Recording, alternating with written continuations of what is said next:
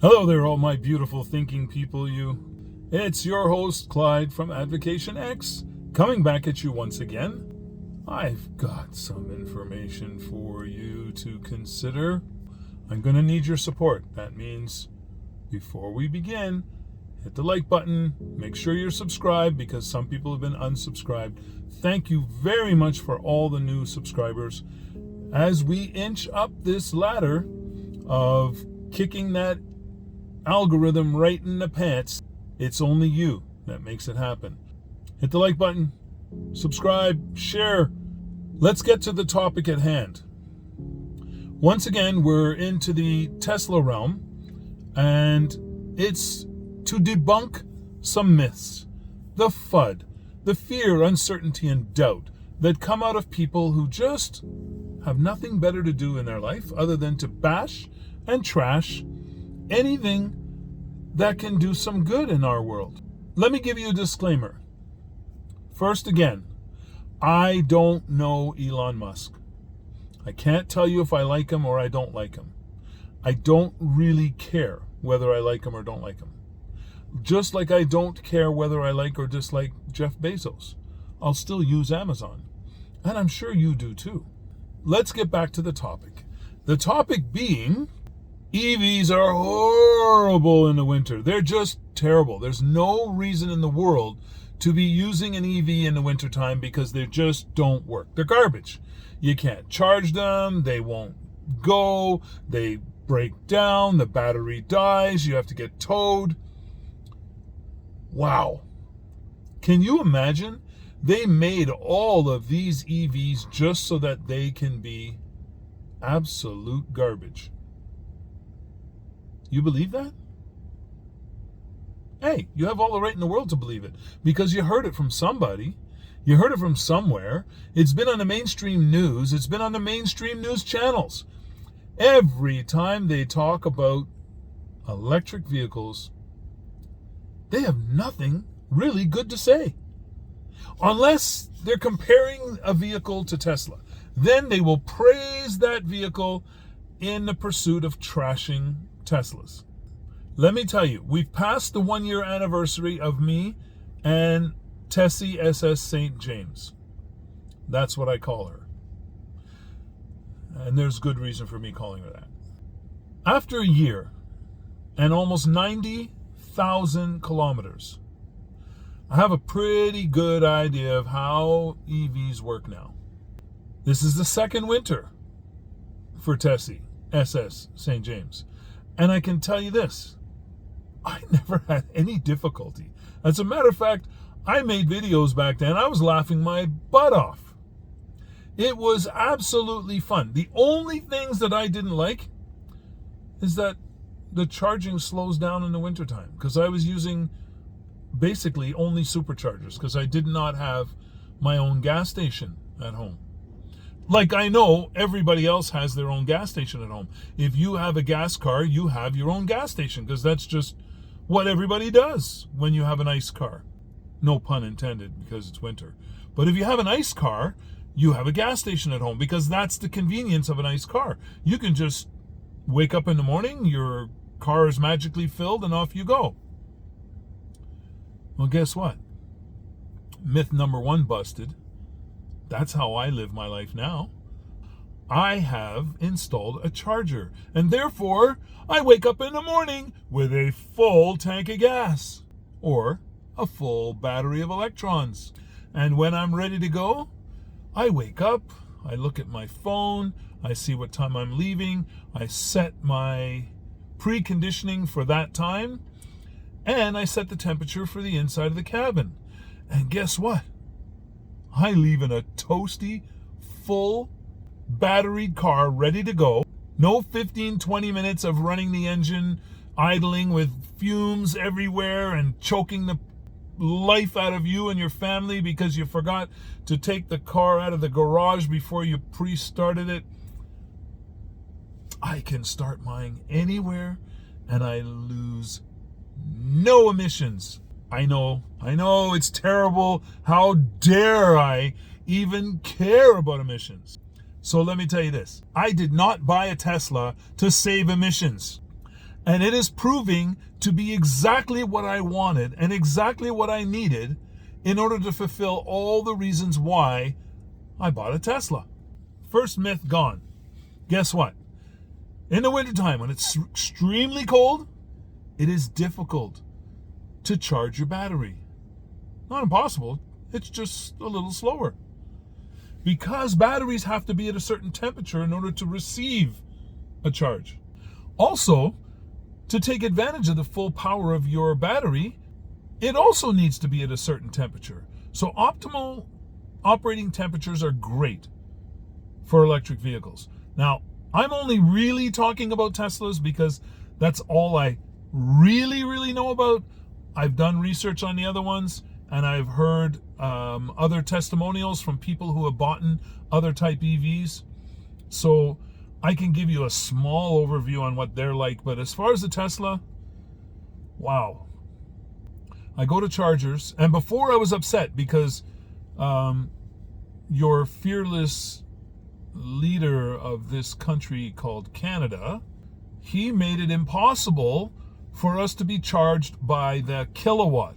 So therefore, if you had a slower charging vehicle, you paid more for a full battery of electrons than those who had quick charging vehicles, which was quite unfair. So you would sit at a charger and you'd watch the dollar value rack up while the electrons weren't any more than the car next to you. That apparently since has been fixed. However, our fearless leader, he needed to get something out of us, so he just raised the price of the kilowatts per hour, so that way we pay extra no matter what. Everybody pays a little extra. And I guess that makes up for the whatever, who cares? So, yes, it takes a little longer to charge in the cold dead of winter. Yes, your vehicle is not as power efficient as it would be if it was not the dead of winter. Yes, you will lose 20, maybe even 25% of your range in the winter. Now let's compare that to an ICE vehicle. Starting off your trip, run it for 15, 20, 25 minutes on a high idle, because that's what it has to do in order to stay running, because all the parts are cold, friction is high, and they need to get that momentum so that way you can warm up that engine, and then maybe after about 15, 20 minutes you can get some heat in the cabin. That's your first thing. Compare that, the gas you just lost in that 15, 20 minutes, as opposed to me losing not an electron, because it uses my house's electricity to warm up the vehicle and the battery. Pretty cool, eh?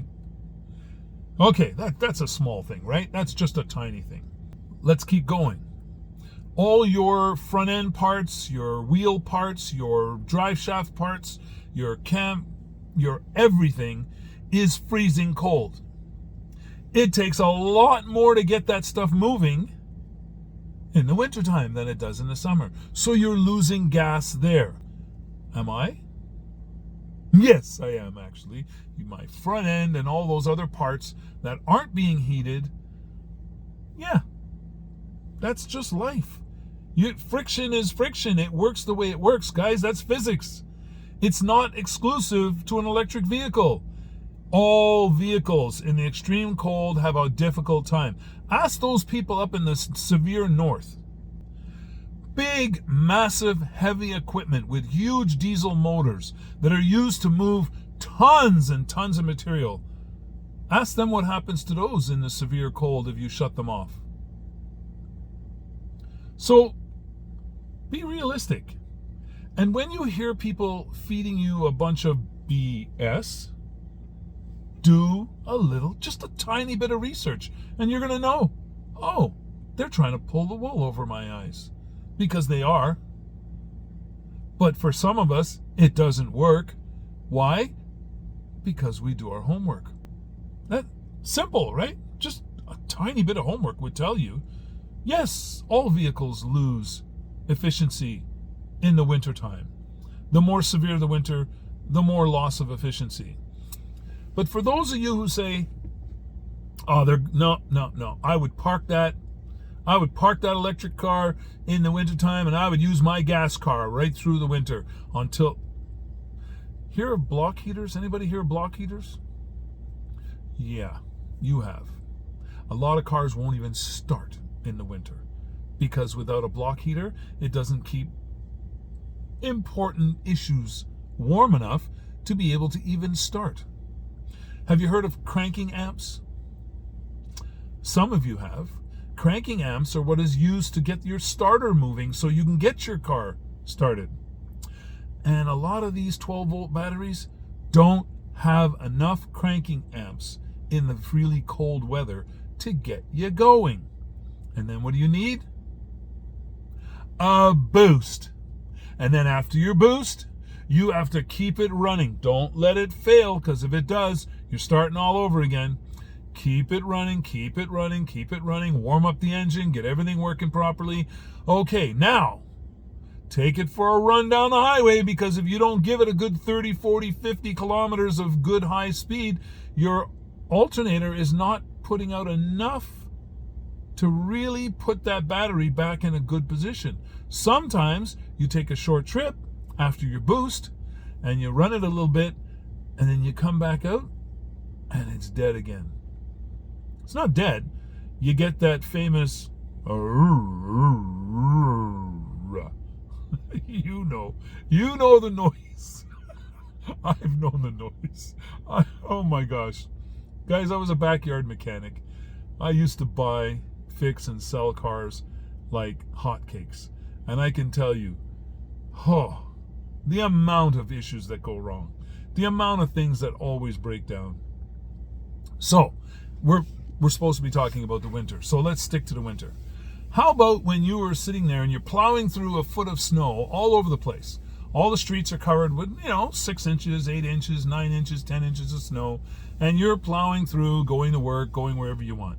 Have you ever looked at your gauge to see how much more has been lost? Oh, that's right, because you guys don't have smart cars. So you don't have the ability to evaluate how efficient you are. But I can assure you, you are losing tons of gas. The deeper the snow, the more gas you're using. The heavier the rain, the more gas you're using. So all of you who think that there is an argument against electric cars because of the loss of electrons during certain episodes, certain conditions, you can throw that away. That argument doesn't hold water anymore. Because now you know.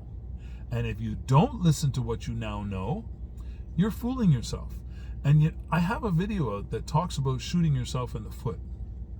Do you seriously want to continue shooting yourself in the foot when you can actually learn, absorb some good information, and act on it? There's a channel on YouTube. It's called Best in Tesla. Talk about cold and winter. He knows it better than anybody else. And he did a road trip with his brother all the way up to the Arctic Circle in his Tesla Model 3. And you know what?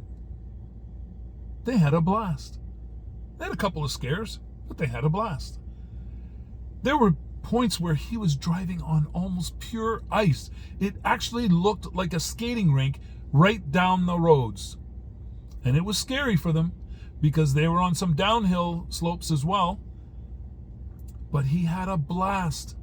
They went, I mean, it's not a blast when you have to get out and you got to dig some snow around your tires or whatever, because it is cold. But do you know of any cars that don't ever get stuck in the snow? Like never? If you slide off the road because it's icy and you hit like, I don't know, let's say 2 feet of snow, most times you're embedded there. You're not coming out. Not for a while, or unless you get a tow truck. But those with the ability to join the 1585 Club know better. They know better because it comes to them. And they're able to evaluate. They're able to see clearly. And what happens is this. There's not enough negatives to outweigh the tons and tons of positives.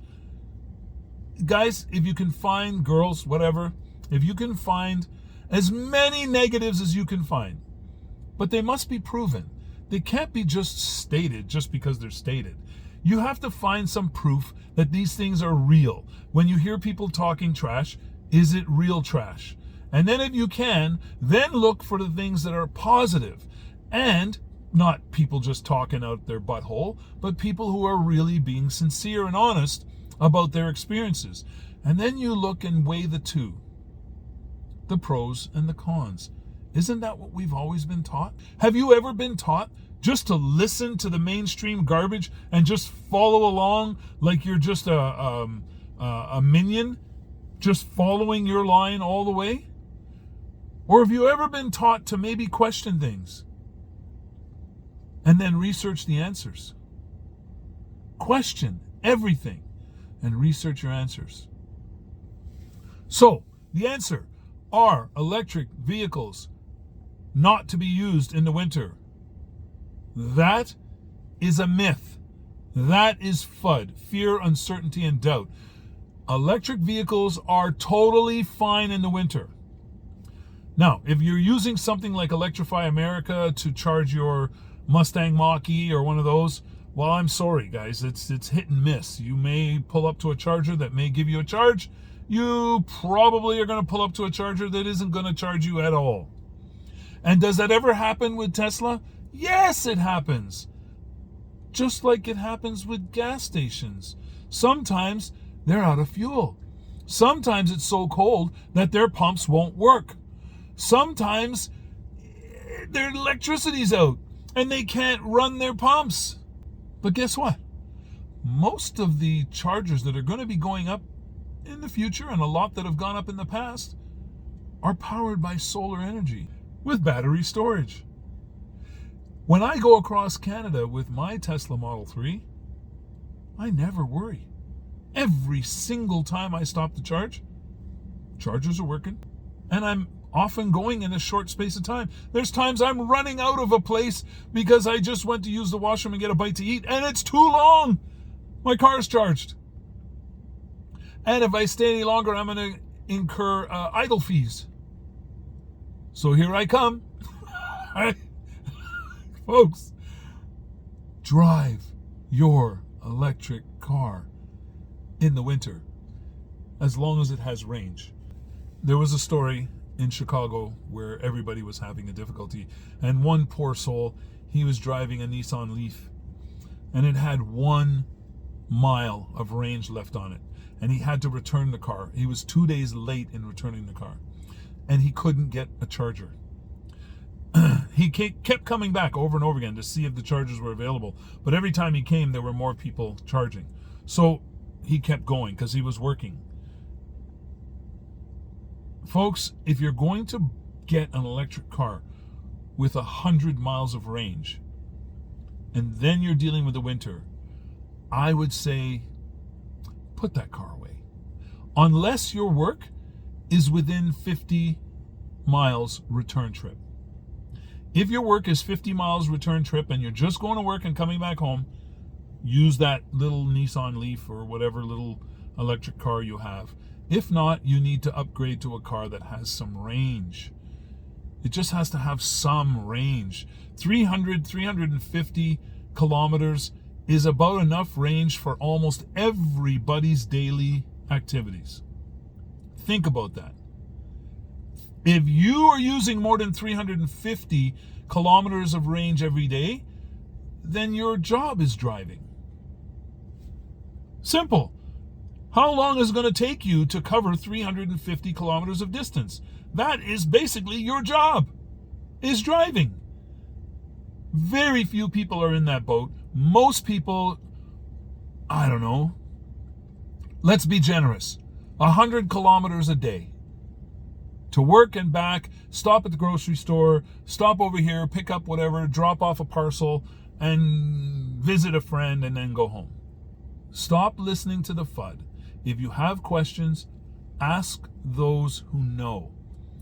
Don't ask these people who have no clue what they're talking about. Or they're just circulating garbage to scare you away from the electric car revolution. Now listen, Again, I'm going to qualify that.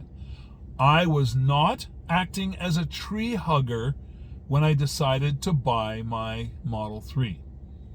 I had been in line to get my Cybertruck, and it was taking so long.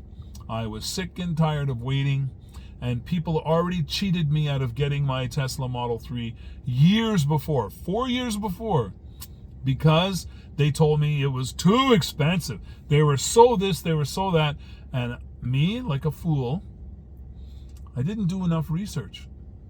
So I went and bought my Ford Fusion Energy. And those of you who know it, it was a beautiful car. Hand-stitched leather, all kinds of great options. But it was still just a plug-in hybrid. 2 tiny motors working their guts out to try to haul around a 4,600-pound car.